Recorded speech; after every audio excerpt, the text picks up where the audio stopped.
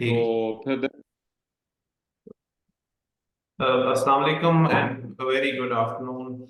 I welcome our esteemed guests to this webinar titled Legal Developments on Article 370 and the Status of Kashmir, to have a scholastic discussion on the recent verdict passed by the Indian Supreme Court on petitions challenging the abrogation of Article 370. We have eminent law experts with us. Barrister Taimur Malik, who is about to join us, and Dr. Ikramul Haq. We are also joined by Mr. Rahman Azhar, Executive Director, Center for Law and Security. Ikram sir, I'll start with you.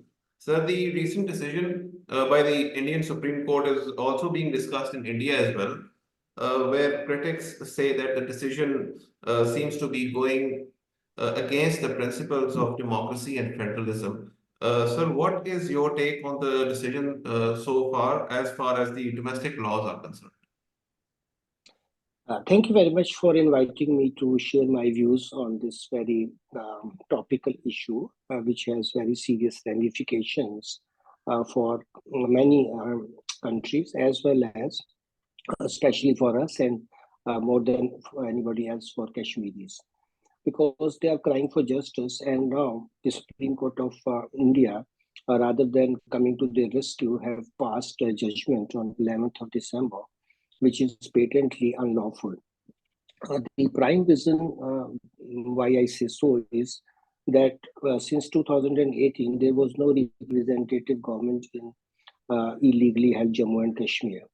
And in the absence of any endorsement from elected parliament, this kind of revocation and further actions are totally illegal and void ab initio. But as we know that since this Reorganization Act and revocation of Article 370, the mood of Delhi was very clear under Modi that they want to hegemonize their rule over an autonomous part of their own country, which has special status.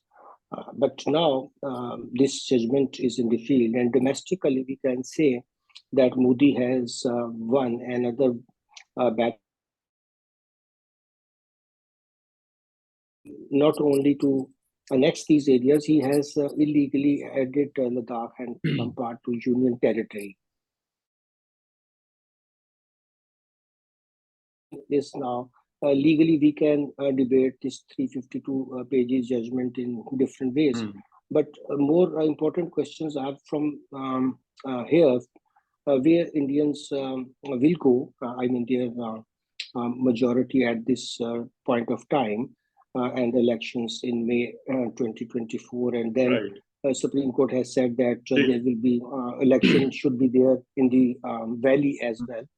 But what will be the political struggle of Kashmiris, and as well as what will be the action needed by international community and Pakistan, especially to counter this kind of hegemonic actions of Modi?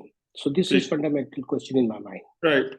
अच्छा, जबरदस्त। ये तैमूर मलिक साहब भी जो है वो join कर रहे हैं। I think he is coming back case. Taimur साहब, वालेकुम सलाम। अच्छा, हमने थोड़ा सा डिस्कशन स्टार्ट कर दिया and we very kindly asked Ikram साहब to elaborate upon the judgement, लेकिन अब मैं थोड़ा सा जरा ओवरऑल की बजाय अब थोड़ा जरा स्पेसिफिक्स पर आ जाते हैं। अच्छा, बहुत सारे लोगों का ये ख्याल था कि ये जो जजमेंट ऐसी है तैमूर साहब, जिसके अंदर there is international law on one side, there is also Indian domestic law, जो कि इंडियन कॉन्स्टिट्यूशन है, जिसको इंडियन जो है वो बड़ा सीक्रेट जो है वो मानते हैं। And suddenly we see a judgement written by the chief justice जो कि कंप्लीट डिसरिगार्ड करता है इंटरनेशनल लॉज को, इंस्ट्रूमेंट ऑफ एक्सेशन को, जो उस वक्त जो है वो हुआ, and then also subsequently justifying every action that Indian president has taken. So आप किस तरह से देखते हैं इसके जो फाइनल लीगल पॉइंट्स हैं, ये जो कश्मीरीज का केस था, where did it all went on the other side for Kashmiris in this case? Thank you, Reman, for having me on this webinar. देखिए, आप ये एक बहुत ही अहम जजमेंट है, ना सिर्फ इंडियन कॉन्स्टिट्यूशन लॉ के हिसाब से, but I think it is something which will be looked at closely by lawyers across the world. हम इसके जिस तरह आपने कहा, कई पहलू हैं। एक तो ऑब्वियसली उनका डोमेस्टिक लॉ का है कि क्या जो आर्टिकल्स इन क्वेश्चन हैं वो हमेशा के लिए थे, वो सिर्फ कॉन्स्टिट्यूएंट असेंबली जो इंडिया की थी उसकी हद तक उनकी एप्लीकेबिलिटी थी, जो कश्मीर का स्पेशल स्टेटस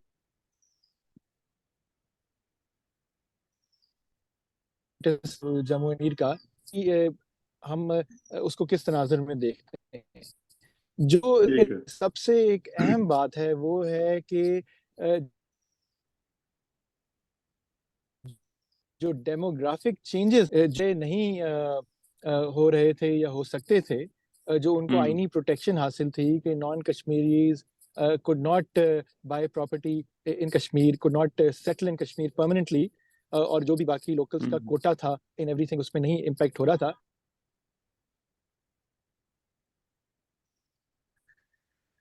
तो उस सारी चीज को चेंज कर दिया है, और अब बेसिकली इंडिया की इतनी ज्यादा पॉपुलेशन है कि that can overrun the population in Kashmir of the indigenous Kashmiris, जिसकी वजह से अगर कल किसी तरह जाके एक हक खुदरादियत का अंडर यूएनएससी या यूएन रेजोल्यूशंस अगर वोट होता है तो उसका जो फैसला आएगा उसको अब चेंज किया जा सकता है। और आई थिंक एक बहुत बड़ी वजह इस सारे अमल के पीछे के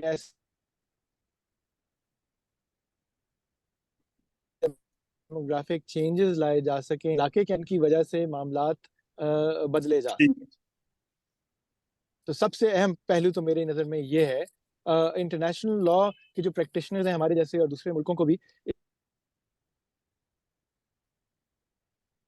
Right. I think Taimur साहब, your voice is breaking, but I'll get back to you. लेकिन इकराम साहब, इसमें एक चीज जो कि उन्होंने बड़ा ब्लेटेंटली की है वो ये है कि नंबर वन, कॉन्स्टिट्यूशनल तनाजुर में देख दिया। अच्छा, इंडिया को एक तो स्टेट जो है वो उन्होंने कहा है कि इसकी इंटीग्रेशन जो है वो होनी थी, ऑल्दो ये इंटरनेशनली रिकग्नाइज्ड है कि ये एक डिस्प्यूटेड टेरिटरी है। दूसरा, उन्होंने लद्दाख को एज ए यूनियन टेरिटरी जो है वो डिक्लेयर कर दिया और उन्होंने इंडियन सुप्रीम कोर्ट ने उसको भी जो है वो रिटेन किया है। तो हाउ डू यू थिंक ये कश्मीरीज का जो केस है इकराम साहब, उसके ऊपर ये चीज जो है वो इम्पैक्ट करेगी? Because now they don't consider Kashmir as a disputed territory, या जिसके ऊपर जो है वो कोई इंटरनेशनल जो सिक्योरिटी काउंसिल है उसकी रेजोल्यूशंस हैं। They think India is their state and Ladakh is a union territory which is separate from Kashmir. जी, देखिए हिस्टोरिकली तो हमें पता है कि इस एरिया के बारे में जो राय रही है लोगों की, हमारे अपने जो कश्मीरी इस वक्त आज़ाद जम्मू एंड कश्मीर के हैं, यहाँ पे भी एक सुप्रीम कोर्ट ऑफ जेके की जजमेंट है जिसमें उन्होंने लद्दाख को भी, गिलगित बल्तिस्तान को भी, इन सारे एरियाज को एक इंटेग्रल पार्ट डिक्लेयर किया कि जो उनके नज़दीक कश्मीर की अपनी एक इंटेग्रिटी है। कभी हमने उस जजमेंट को ज्यादा हाईलाइट नहीं किया क्योंकि मुझे समझ नहीं आती कि हमने तो गिलगित बल्तिस्तान का भी स्टेटस अभी तक डिटरमिन ना किया और वैसे ही रहने दिया, जबकि इंडिया ने तो सोची समझी, देखें उनकी स्ट्रेटेजी थी खासतौर पे मोदी के आने के बाद। ये शुरू से भी वो नहीं मानते थे हमारा क्लेम, मगर हमें पता है कि चलिए यूनाइटेड नेशन की हद तक करारदाद भी मौजूद थी एक से ज्यादा, और हम तो अपना स्टांस जो है हम जानते हैं। मगर अब आपका ये फरमाना है कि देखिए ना, बड़ा अब एक चैलेंजिंग सिचुएशन पैदा हुई है कि ना सिर्फ उन्होंने, जैसे अभी हमने देखा कि 35A में भी बड़ी मना था कि वो जहाँ कोई इन्वेस्टमेंट नहीं कर सकता कोई, जैसे हमारे यहाँ भी आजाद जम्मू एंड कश्मीर में रियासती जो है वो एक उसका कॉन्सेप्ट है करके, उसके अलावा कोई प्रॉपर्टी नहीं ले सकता वहाँ के, वहाँ सेम चीज उस एरिया में भी थी। अब उन्होंने उसको भी बाईपास किया, उसके ऊपर फिर देखिए उन्होंने लद्दाख को यूनियन टेरिटरी बना लिया डेवलपमेंट के नाम पर कि जी ये तो हमेशा से एक अलग हिस्सा था। तो ये उनके अज़ाइम तो बिल्कुल क्लियर नजर आ रहे हैं कि वो किसी चीज के भी जो हिस्टोरिक क्लेम है उसको भी नहीं मानने को तैयार, जो उसकी ज्योग्राफी हैसियत है उसको भी वो तस्लीम करने को तैयार नहीं है। और ये कहना अब सुप्रीम कोर्ट का कि जी ये 370 तो वैसे ही एक हमारे यहाँ जो ट्रांजिटरी प्रोविजंस थी उसमें पड़ा हुआ था, किसी ना किसी दिन तो इसको होना ही था, तो ये ना समझा जाए कि ये आइन के अंदर कोई ऐसी परमानेंट चीज थी कि हमेशा के लिए ये टेरिटरी जो है उसका कोई जो उनका आर्टिकल 1 के साथ उसकी इंटीग्रेशन नहीं होनी थी। अब उनके लीडर तो जो खुद कश्मीर के हैं सारे, अब उनके बयान तो ये हैं, चाहे वो उमर अब्दुल्ला हो, चाहे महबूबा मुफ्ती हो, राइट। चाहे वो वजीर है, सबका है कि वो इसको नहीं मानते हैं अपनी ये सुप्रीम कोर्ट ऑफ इंडिया की जजमेंट को, और वो अपनी स्ट्रगल जारी रखेंगे। मगर कानूनी तौर पे जो चैलेंज सामने आया है वो तो बहुत खतरनाक है, क्योंकि अब तो एक जो उनकी हाईएस्ट कोर्ट है वो ये कह चुकी कि जी ये हम सारे एक्शंस को इंडोर्स करते हैं। तो इसके बाद फिर रेमेडी तो कोई कानूनी डोमेस्टिक लॉ के हिसाब से तो नजर नहीं आती है। हाँ, अब उसको इंटरनेशनली किस तरह से प्रोजेक्ट किया जाए, उसको कैसे आगे लेके चला जाए, या पॉलिटिकल स्ट्रगल को किस तरह से जो है किस रुख पे लेकर जाए, ये बड़े सवाल रह जाएंगे। कानूनी पहलुओं पे तो अब जाहिर है कि आप जजमेंट के अंदर हर आर्गुमेंट को उन्होंने अपने अंदाज में टेकअप किया, हर आर्गुमेंट को डिसमेंटल किया, और जो जी। नतीजा वो लेना चाहते थे, तो नतीजा अगर आप पहले निकाल लें तो आर्गुमेंट तो फिर उसके हिसाब से डेवलप कोर्ट्स भी रीजनिंग कर ही लेती हैं।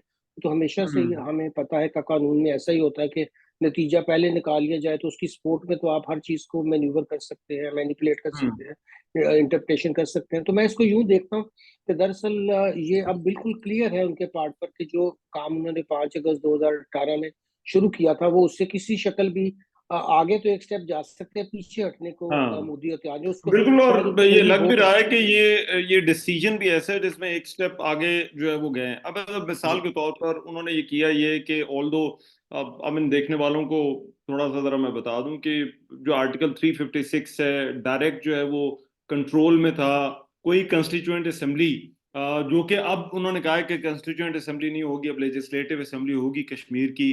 तो वो कोई उस वक्त एग्जिस्ट नहीं कर रही थी। तो सेंटर ने या प्रेसिडेंट ने ऐसे वक्त में जो है वो ऑर्डर पास किया है, जिस तरह हमारे यहाँ कोई गवर्नर रूल लगा होता है और उस वक्त कोई ऑर्डर जो है वो आ जाए और उसकी लीगैलिटी को प्रेसिडेंट के जो ऑर्डर्स हैं, जो कि नोटिफिकेशन है, एग्जेक्टिव ऑर्डर है, उन तमाम के तमाम एग्जेक्टिव ऑर्डर्स को उन्होंने ये नहीं कहा कि हमने प्रेसिडेंट को इशू करने की अथॉरिटी थी या नहीं, उन्होंने कहा कि हमने सिर्फ ये देखना है कि प्रेसिडेंट ने जो कहा वो ठीक था या नहीं ठीक था। तो वो लीगैलिटी की बजाय कि वो कहाँ से शुरू हुआ वो डायरेक्टली चले गए हैं। इंडियन सुप्रीम कोर्ट की जो जजमेंट है उसको अगर आप देखें तो उन्होंने उसको एड्रेस ही नहीं किया कि क्या वो ऑर्डर प्रेसिडेंट जो है वो निकाल भी सकता है या नहीं निकाल सकता एग्जेक्टिव ऑर्डर। लेकिन तैमूर साहब इसमें एक चीज जो कि बड़ी चैलेंजिंग है फ्रॉम पाकिस्तान पर्सपेक्टिव, इस मुकदमे में कश्मीरी फरीक हैं, India is one party aggressor, लेकिन पाकिस्तान एक मेजर स्टेक होल्डर है, पाकिस्तान एक फरीक है। पाकिस्तान का इससे पहले जो व्यू पॉइंट था वो ये था कि इस पे बात नहीं हो सकती अनटिल अनलेस यू रिवर्स 370 और फिर जो है वो इस पर जो है वो बात कर ले। लेकिन अभी तो लगता है कि वो जो इकराम साहब बात कर रहे थे कि वो रिवर्स करने की बजाय they have taken a step forward. तो लीगली स्पीकिंग इंटरनेशनल लॉ क्या इससे कोई फर्क पड़ता है पाकिस्तान का जो केस है कश्मीर के ऊपर, या यूएन में जो यूएन का जो केस है, यूएन के अंदर जो केस है? देखें, यूएन में जो केस है हमारा वो तो इस वक्त अभी सिर्फ रेजोल्यूशंस की हद तक है, कोई इस पे ठीक। कोई मुकदमा तो चल नहीं रहा। सही। और उसकी कई खैर वजूहात हैं। जहां तक इस फैसले की बात है, आई थिंक पाकिस्तान के मौकफ की तो किसी तरह तायीद होगी कि किस तरह इंडिया अपना सारा सिस्टम जो है इंक्लूडिंग जुडिशल सिस्टम इस्तेमाल कर रहे हैं बैनुल अक़वामी जो रेजोल्यूशंस हैं, कवानीन हैं, उनकी धज्जियां उड़ाने के लिए इस मामले के ऊपर। लेकिन अब सवाल ये पैदा होता है कि पाकिस्तान को आगे क्या करना चाहिए। पाकिस्तान के पास एक ऑप्शन थी कि अगर हम यूएनजीए से अक़वाम मुत्तहिदा से हम एक करारदाद मंजूर कराएं और वहां से एक international court of justice ICJ से एडवाइजरी ओपिनियन की रिक्वेस्ट करें इस इशू के ऊपर। सो वो हमें कर सकते हैं। आपने पैलेस्टाइन के केस में देखा कि पैलेस्टाइन का जो वॉल इशू था आज से कोई 15 साल पहले, उसके ऊपर एडवाइजरी ओपिनियन आया। जो भी दूसरे जो मुखालिफ ममालिक है वो कुछ भी करे, लेकिन उन फिर भी एक लीगल जूरिस्प्रूडेंस डेवलप होती है इस मामले लेकिन के हमें ऊपर तो लगता है हम चलकर। बड़ा डरते हैं इंटरनेशनल कोर्ट में जाते हुए। हमें लगता हाँ, है कि अगर कहीं वहां से कोई ऐसी वैसी डिसीजन आ गई वो जिस तरह से हमने कुलभूषण के केस के अंदर देखा था, तो ये ना हो कि फिर वो हमें लेने के देने पड़ जाएं। ये बात है बिल्कुल, लेकिन उसमें हिम्मत थोड़ी तो दिखानी पड़ेगी। दूसरा, हिम्मत हमें डोमेस्टिकली भी शायद दिखानी पड़ेगी कि आया हमें जो गिलगित बल्तिस्तान का स्टेटस है, जो कश्मीर एक आजाद जम्मू एंड कश्मीर का स्टेटस है अंडर पाकिस्तानी लॉज, उनके मुतालिक हमने क्या करना है। बिकॉज देखें, उनका भी स्टेटस जो पाकिस्तान में एक स्पेशल स्टेटस है, वो एक लार्जर इशू की वजह से ही अलग है। सो मेरे ख्याल में ये आने वाले दिनों में ये डिबेट बढ़ेगी कि अच्छा। उनका फिर लीगल स्टेटस क्या होना चाहिए। बिकॉज वहाँ पे मौजूद कई लोगों का ये ख्याल रहा है और बिल्कुल डिमांड सही। रही है कि हम उनको बिल्कुल हर लिहाज से पाकिस्तान का एक अटूट अंग बनाएं, जिस तरह इंडिया कश्मीर के बारे में कहता है। So I think the debate in Pakistan will be more around that now, कि हम भी फिर अपनी legal, not just from a domestic political point of view, but international law and practice point of view, क्या हमें भी कोई स्टेप्स लेने चाहिए उस तरफ चलने के लिए कि वेरी नहीं। तो इम्पोर्टेंट, आई ये थिंक। एक इम्पोर्टेंट डिबेट है। ये गिलगित और जो गिलगित बल्तिस्तान में, तो क्योंकि मैं खुद वहां पर जो कुछ वक्त गुजार चुका हूँ, स्पेशली अराउंड इलेक्शन, वहां पर एक बड़ा मेजर इशू होता है कॉन्स्टिट्यूशनल राइट्स का। और ऑल्सो मोर सो अब ये सीपैक की वजह से, जो जिस क्वेश्चन की तरफ आप इशारा कर रहे हैं, सीपैक की वजह से और लिंकेजेस विद चाइना, ये क्वेश्चन हमारे लिए और भी इम्पोर्टेंट हो गया है कि लीगली हमने इसको जो है वो इस रीजन को, इसके स्टेटस को किस तरह से देखना है।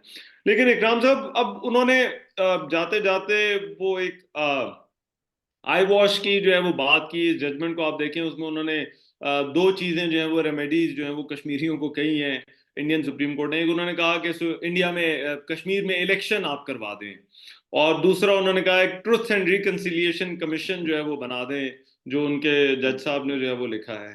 तो how do you see this, कश्मीरियों के लिए ये एक्सेप्ट करना, ये डिसीजन एक्सेप्ट करना, how challenging it would be? जी, मेरा ख्याल है कि उनके बयानात जो हम देख रहे हैं, जो उनका इस वक़्त तक का मौक़िफ़ है, वो तो बहुत वाज़ेह है कि वो तो इसकी ऑटोनॉमी की बात करते हैं और इस जजमेंट को तस्लीम नहीं करते हैं। मगर जो ग्राउंड रियलिटीज़ हैं, वो बिल्कुल क्लियर हैं कि ये दोनों एक्शन जो हैं, ये तो एक तरह से सिर्फ़ आपने भी सही दुरुस्त फरमाया कि एक आई वॉश से ज़्यादा कुछ भी नहीं है। ज़ाहिर है वहाँ इलेक्शन होना इन हालात में कैसे फेयर एंड जो ट्रांसपेरेंट इलेक्शन हो सकते हैं, बड़ा सवालिया निशान है। और उनके लिए सिवाय अब एक पॉलिटिकल स्ट्रगल के, जो ज़ाहिर है कि वो अब तक कर रहे हैं, मगर हाफ ए बिलियन जो वहाँ एक नेकेड ब्रूटैलिटी फ़ौज के पार्ट पर है और जिस तरह से वहाँ ह्यूमन राइट्स की वायलेशन होती है, ये सारे इश्यूज जो हैं, ये तो अपनी जगह पे उठाए ही जाने चाहिए। देखिए, अब इसके 2 पहलू बड़े वाज़ेह हैं। एक तो ये कि पाकिस्तान हो या कोई और दूसरे ममालिक हों, वहाँ जो इंसानी मामला है, अगर हम अभी पॉलिटिकल और ये लीगल मामले को एक तरफ भी रखें, तो जिस लेवल के ऊपर वहाँ ह्यूमन राइट्स की वायलेशन हुई है, शायद ही दुनिया में, और परपेचुअल हुए चले जा रही हैं। और जो वॉइस दूसरी जगह पे मिलती है, वहाँ नहीं मिलती। अब इससे ज़ाहिर है, अब सारे लोग कहते रहते हैं जी, चूंकि इंडिया बिग इकोनॉमिक पावर बन गया है, ईयू के साथ, अमेरिका के साथ और ममालिक के साथ उनके बड़े जो है वो इंटरेस्ट है। इवन चाइना के साथ मैं देख रहा था, उनकी ट्रेड अब 100, यानी कि अब वो तकरीबन अमेरिका से करीबन थोड़ी सी कम रह गई है। मगर चाइना के भी अपने इसमें बड़े वाइटल इस एरिया में अब इंटरेस्ट है। आपने सी पैक का जिक्र किया था, बहुत इंपॉर्टेंट है। और जाहिर है उस पूरी टेरिटरी की जो इंटेग्रिटी अपनी जगह है, उसका भी बहुत बड़ा मसला है कि वहाँ एक आवाज़ हमेशा ये भी रही है कि पूरा हमारे इलाका भी, उनका भी, और जाहिर है कि गिलगित बल्तिस्तान भी ये एक इंटेग्रल पार्ट है और इसके लिए वो एक आज़ाद रियासत भी चाहते हैं। वहाँ ऐसा व्यू भी सियासत में मौजूद है। सारे लोग पाकिस्तान से शायद इल्हाक, अब हम उस तरह की जो चीज़ समझते हैं, उस पे भी इतना बड़ा कंसेंसस नहीं है। तो इस इलाके की लेकिन जो स्टेबिलिटी है, जो इस एरिया की वजह से ये प्रॉब्लम रहेगा, तो बड़े सीरियस कानूनी पहलू तो अपनी जगह, मगर बहुत इसका सियासी और जो हम कह सकते हैं कि आगे जाकर बहुत अब जल्दी, क्योंकि इसने एक्सेलरेट कर दिया इस बात को। अब चाइनीज सोचेंगे कि हम इतनी बड़ी इन्वेस्टमेंट करने वाले हैं इस एरिया में। अब इंडिया इसके राइट। बाद एक और ओछा फंडा इस्तेमाल कर सकता है कि वो कहे जी, ये तो बाकी का पार्ट भी जो था कश्मीर का, वो तो दरअसल अब बिल्कुल क्लियर हो गया, हमने 370 रिवोक कर दिया, हमारी सुप्रीम कोर्ट ने इस पे एंडोर्समेंट कर दी, अब तो ये पूरा इलाका ही समझिए कि वो अपना उस पे नाजायज कब्जा जो है वो बढ़ाने की कोशिश कर। हमें ये नहीं कि ये जो कबूतर की तरह हम आंखें बंद करके बैठ जाते हैं कि जी शायद हमें कुछ नहीं होगा, हमें रियलाइज करना चाहिए कि इसके आगे जाकर बहुत सीरियस रेमिफिकेशन होने वाले हैं।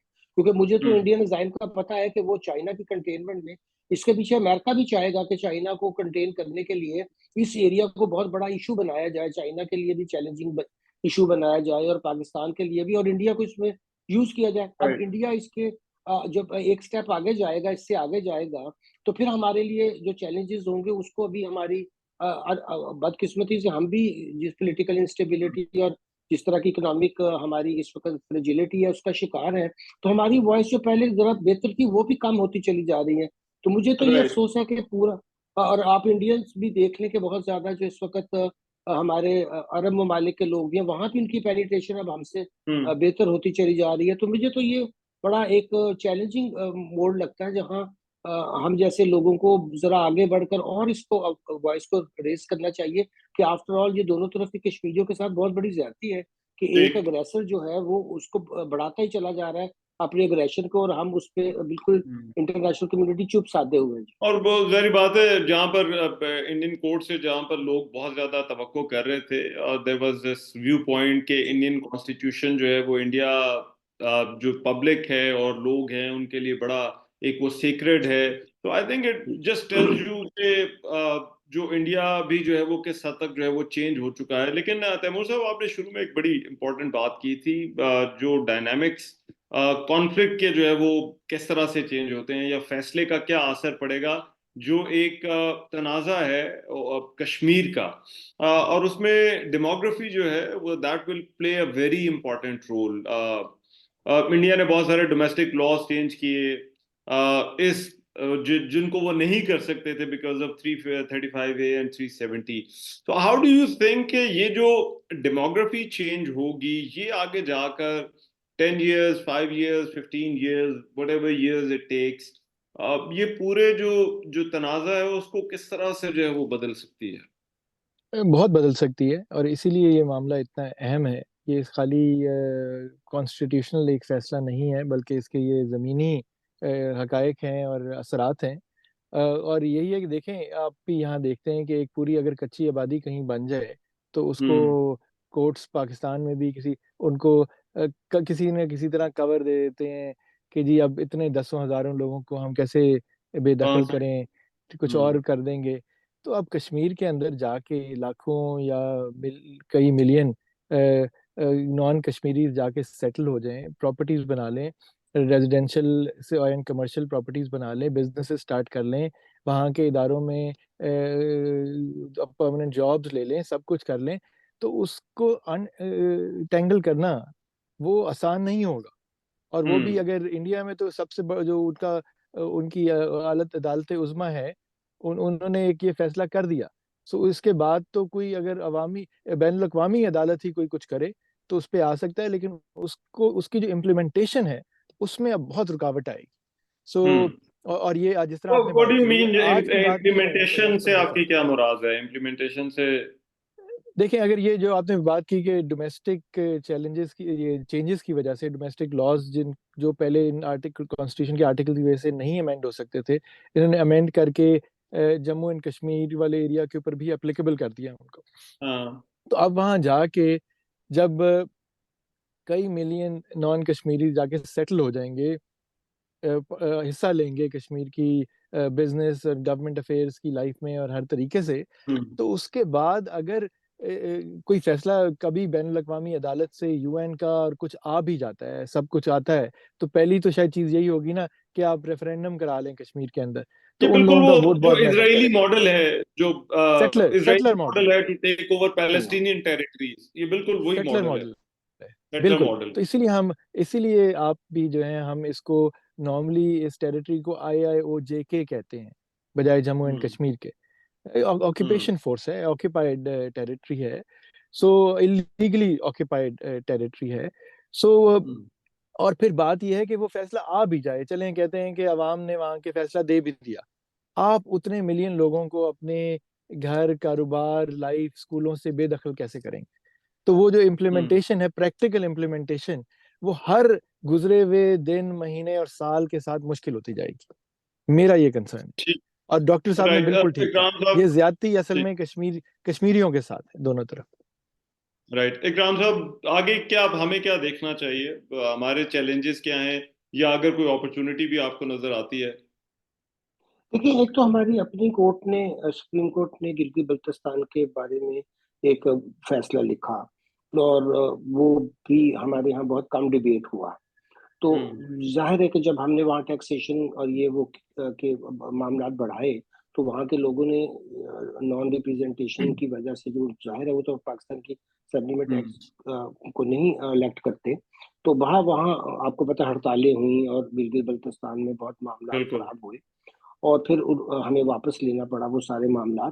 अब इशू यही है कि हमारे लिए तो पहले सबसे बड़ा फैसला ये करना है कि जो हमारे यहाँ इलाके हैं हम उनका क्या करें, और क्योंकि अब इंडिया ने तो एक ऑफेंसिव कर दिया है, उस ऑफेंसिव को तो रोकने के लिए जो भी इंटरनेशनल सतह पे हम कर सकते हैं। अब हमारी, मैंने कहा, आवाज फीबल है, और साथ हम किसको मिलाएंगे ये बड़े सवाल है, मगर चलिए वो तो स्ट्रगल अपनी जगह कश्मीरी भी ठीक। करेंगे, हम भी जो हद तक कर सकते हैं, मगर हमें पहले ये सोचना चाहिए कि अब इस एरियाज के अंदर जो हमारे पास है, हम इनको कैसे, वहाँ के जो लीडरशिप है उसको कैसे उनसे बात करें कि इस फैसले के बाद हमें क्या रिव्यू करने की जरूरत है। चलिए, एजेके की हद तक तो हमारे जम्मू एंड कश्मीर तो उनका अपना कानून है, अपना आइन है, अपनी अदालतें हैं, वो अपने आप को इंडिपेंडेंट कहते हैं, पाकिस्तान के कंट्रोल में वो नहीं है, कानूनी लिहाज से उनका एक स्टेटस बना हुआ है। मगर गिलगित बल्तिस्तान के बारे में अगरचे उनकी सुप्रीम कोर्ट ने कहा एजेके की कि ये पार्ट है हमारा, मगर फिर पाकिस्तान ने उसको सस्पेंड खुद ही करवाया। अब ये सवाल पैदा होते हैं कि हम खुद तो बिल्कुल डिसाइसिव नहीं है कि हमें क्या करना है।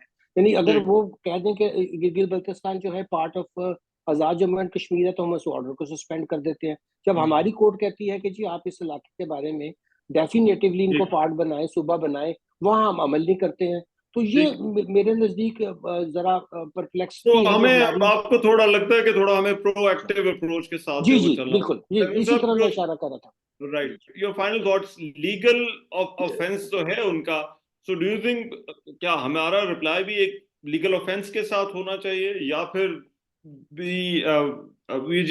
We should be defensive on this? और एक हमारे यहाँ पॉइंट भी है कि इससे कोई फर्क नहीं पड़ता, it does not change anything. देखिए, फर्क तो पड़ता है। वो आज में कोई पिटिशन कोर्ट में करें तो वो कहते हैं कि आप पिटिशन से आपको जवाब लेने से क्या मिल जाएगा। तो मैं ये कहता हूँ कि जी, आप जुडिशियल हिस्ट्री का हिस्सा बनती है चीज, आपकी कॉन्स्टिट्यूशनल हिस्ट्री का चीज़ा बनती है, तो आवाज तो बिल्कुल उठानी चाहिए। फर्क तो पड़ता है, हिस्ट्री विल जज। सो हमें बिल्कुल, अगेन डॉक्टर साहब की बातों से मैं मुत्तफिक हूँ। मेरे ख्याल में हमें कानूनी महाज पे जिस तरह आईसीजे के एडवाइजरी ओपिनियन की बात हुई, उस तरह की चीजें करनी चाहिए। यूएनजीए से हमें रेजोल्यूशन कंडेमिंग डिसीजन भी कोशिश करनी चाहिए।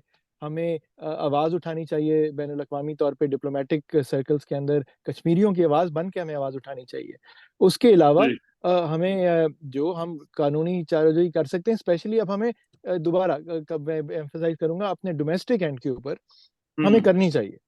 हम ये क्यों नहीं कर सकते कि हम वो IOJ के हिस्से को अपने किसी लॉ के तहत अपना सूबा डिक्लेयर करें, वहां की सीटें रखें। ये बात हमने शायद पहले की थी कि उन्होंने तो उनकी हमारे वाली उनकी टेरिटरी सीटें की हैं, भी, लेकिन वो उन मुहाजिरीन की सीटें हैं जो रेफ्यूजीज पाकिस्तान के अंदर नहीं नहीं, उन्होंने तो जी अपने जो हमारा कश्मीर है उसके हिस्से की भी सीटें की हुई हैं। अगर आप उनका स्ट्रक्चर देखें तो हम कई डोमेस्टिक लीगल स्टेप्स भी ले सकते हैं जो हमें लेने चाहिए। Alright, thank you very much sir.